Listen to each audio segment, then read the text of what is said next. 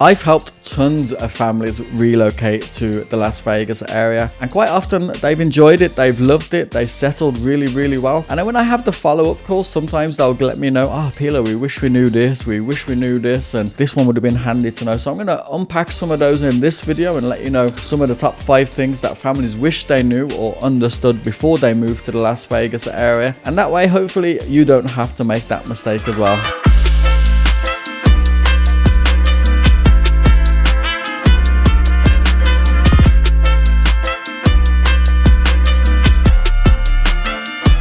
So the first thing that really takes a little bit to understand is school zones and how the school zones are. And school zones are everything, especially as a parent. I understand that myself, having 5 kids, and we're actually going to homeschool our little ones. So I definitely understand how important a decision that factors into where you're choosing to live, really. And when I first looked at moving here, when obviously my wife lived here, and when I came to the conclusion that, it looks like we're going to be moving, or I'm going to be moving to Las Vegas, I did some research and I was like, holy moly, 49th out of 50, what's going on here? This school district is awful, what's going on? And there are a ton of schools in the Las Vegas Valley, and really the standards can vary from schools that are very close together in terms of geography, can vary shockingly from good to awful. So I definitely think you should pay attention to some of those reviews that are online. Now bear in mind, some of them are wrote by ex-pupils that might have been disgruntled, or maybe some are wrote by parents that have maybe been upset that their golden child isn't as golden as they thought they would be. But if you try and take those out and have a look at those reviews, and also look at niche.com and greatschools.org and get a feel for the rankings, you'll get an idea of where the best schools are. I think a lot of the good schools are going to be around the Summerlin and the Henderson, and even Boulder City areas are going to be where the best schools are located. And if you want more information and help with schooling, then 100% just reach out to me on those contact details below, because it's something I'm passionate about as a parent. I could talk forever about schooling, and one of the reasons our school district is ranked so lowly is because it is actually the 5th largest, I think, in the whole of the country. So because it is so large, and as I said, there are a lot of schools that bring it down, and there's a wide variety of standards across the Clark County School District. That's just why our rankings are so low. But if you took out some of those areas I mentioned, then definitely you're going to see some really good schools. But then also in those areas, the price points are going to be a little bit higher because of those things. It's a more in-demand area. But I think understanding how the school zone is here, how big our school system is in Nevada, especially in Clark County, I think that'll definitely be a good place to start. If you're moving from the East Coast or the Midwest, you're going to have to get used to desert living, and it probably isn't like what you're expecting. Maybe you've done a bit of research and you understand it. Yes, our landscape is very desert-like. Obviously we have the mountains, but a lot of it is brown, not a lot of natural grass. But then you also need to get used to zero humidity, which I don't think is a bad thing to get used to. I definitely prefer the dry heat. You're going to get used to maybe scorpions being around, and although I've been thankful to not see any scorpions myself, they definitely are around. And definitely where there's palm trees, you're going to maybe run into them. And some people go out at night with a little night light or UV light to spot them, and obviously you can catch them and those type of things. Not my type of thing. I definitely wouldn't want to be catching any scorpions, but if you're into that, you can definitely catch them. I know somebody who fell asleep on a couch in Mountain's Edge over in the southwest of the Las Vegas Valley and woke up with a scorpion on his chest and gave him a sting. He said it was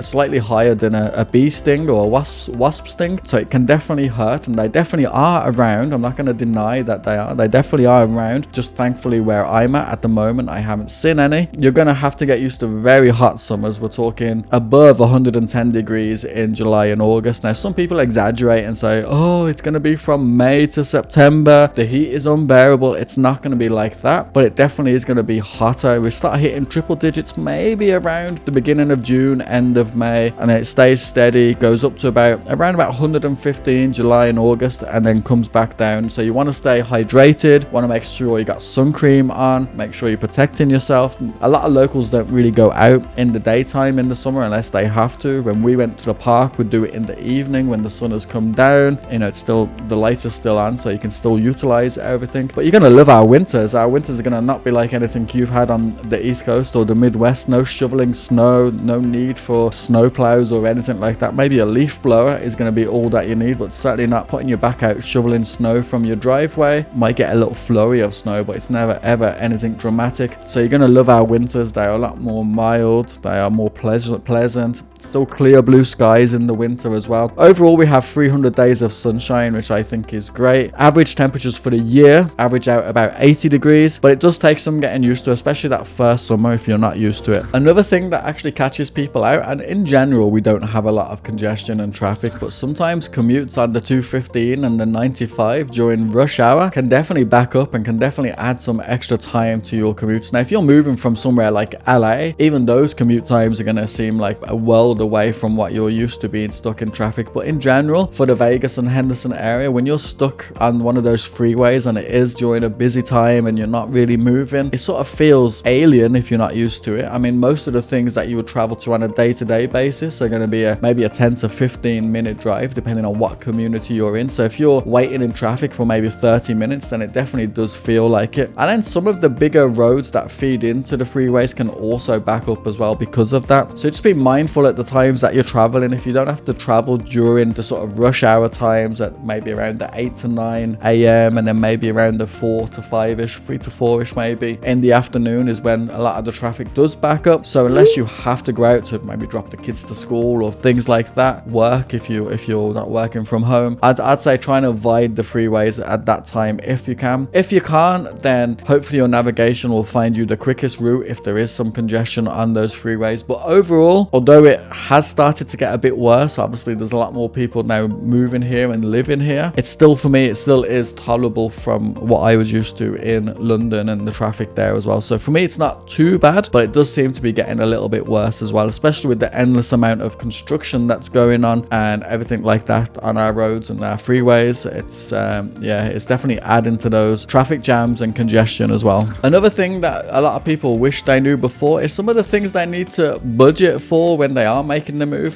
Everybody gets caught up in the mortgage and the cost of the home and maybe the cost of the movers to move from one state to another, but then there's going to be some other things that might catch you out as well. Maybe you need to redo your landscaping, or if it's a new construction home, then you're definitely going to need landscaping done. Maybe you want to take advantage of solar panels and all of the sun that we have and bring those energy costs down. Talking of solar panels, I know a great company, they did the solar on our home. Although the incentive has gone away from tax incentive point of view, there are still ways that they can save you money as well. So if you want my contact on that one, then definitely let me know on my details below there, and I'll definitely share the company that I use and put you in touch with the people I spoke to. Fantastic local company. They were amazing to deal with as a customer service point of view and also the installation point of view as well. So anyway, I digress. Maybe the HOA fees you haven't factored in, maybe you haven't factored in SID or lid fees as well, and all of these little costs do start to add up. So definitely think about it more, think about it long term, and add those costs in as well, and make sure that you've budgeted for those as well. If you've already budgeted for those, then that's fantastic. But I've had people that have moved here, wanted to build a pool, say in their backyard, haven't factored it in, moved here all excited, everything's done, and then they forgot that they needed to actually build a pool and they've had to delay it for a year or so, and left them a little bit disappointed that they forgot to factor that in as well. So definitely factor in all of the extra costs that are going to be involved with moving. Moving is stressful, it's easy for things to get overlooked, and it's easy for costs to be forgotten about. So that's another thing I think should be on this list.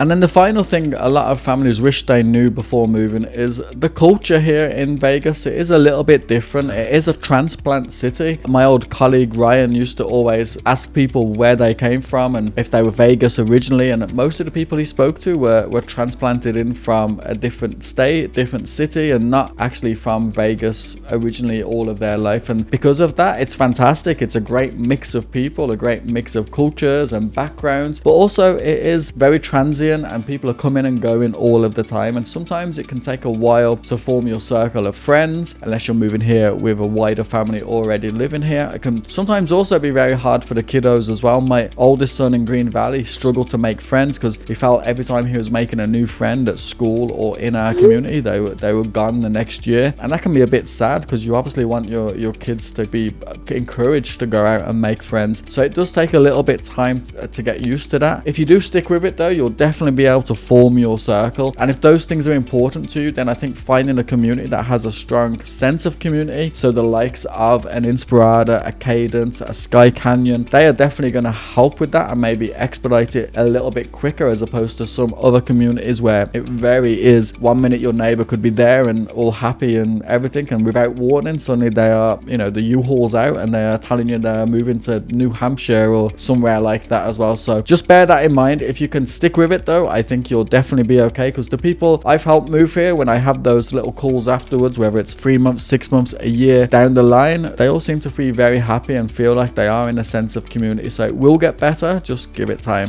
So there you have it. There are some things that families wish they knew before they moved to the Las Vegas area. Hopefully this has been helpful for you and hopefully shed some light on some of those things so you don't make some similar mistakes yourself. What one on this list surprises you, or is there anything on the list that maybe I should add? And I know I'm probably opening up a can of worms by asking for that, but go ahead. Let's we can have an adult conversation. If we can agree to disagree on things, then all well and good. I'm all for it. If this video has been useful for you, please do give it a like, and also if you haven't already, please do subscribe. It helps my videos get in front of more people that are like you, that are looking at moving to the Vegas area. I'm very passionate about what I do. For me, it's not just selling a home, but I also enjoy the people aspect of what I do and helping people along the way. So I get great satisfaction from knowing that you guys are enjoying my videos, liking my videos, and then also, as I said, give me a comment down below and let me know which one applies to you. Until the next time though, thank you for watching. You take care, and I'll see you soon.